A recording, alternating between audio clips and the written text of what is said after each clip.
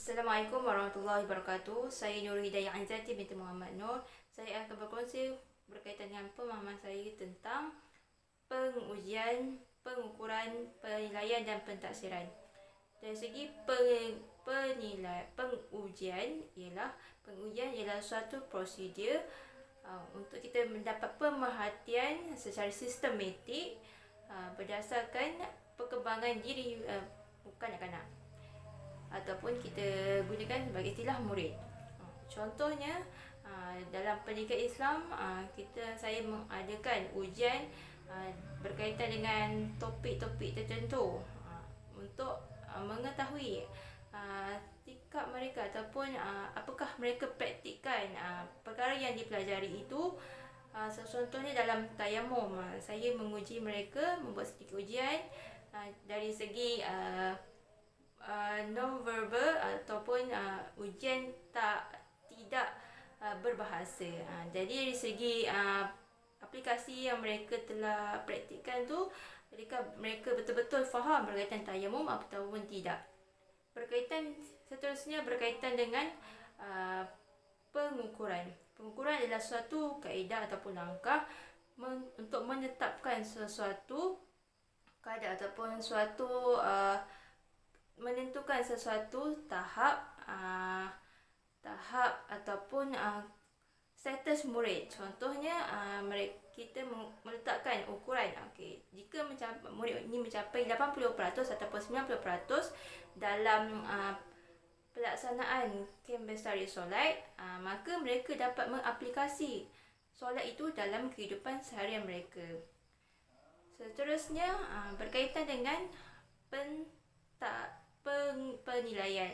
Penilaian adalah suatu perkara untuk pembuat keputusan dari segi data yang diperolehi, dari segi data yang dikumpul daripada pemerhatian kepada murid, dari segi pencapaian murid, dari segi ujian tadi, daripada ujian yang dilaksanakan dapat dinilai bahawa murid ini faham ataupun tidak berkaitan dengan tajuk yang dibincangkan oleh guru ataupun tajuk yang telah dipelajari oleh mereka.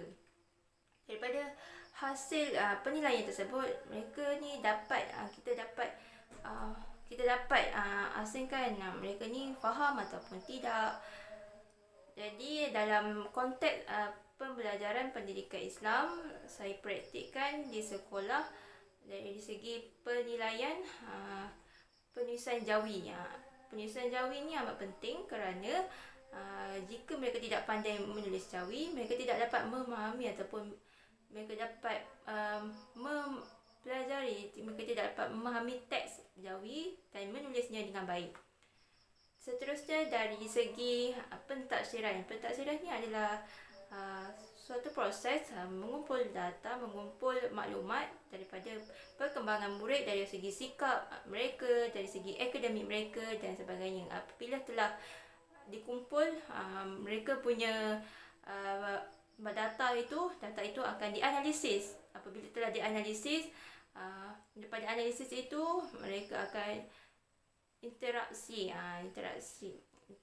dan mereka akan mengkaji bagaimana data itu diperolehi. Contohnya, murid saya mendapat hanya 50% dalam peperiksaan pendidikan Islam.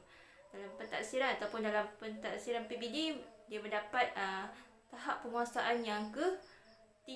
Saya mengkaji mengapa dia mendapat tahap penguasaan sebegitu.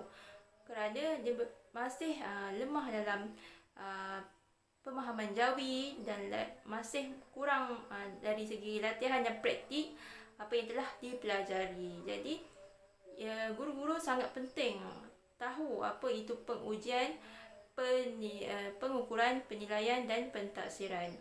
Semoga video ini dapat difahami.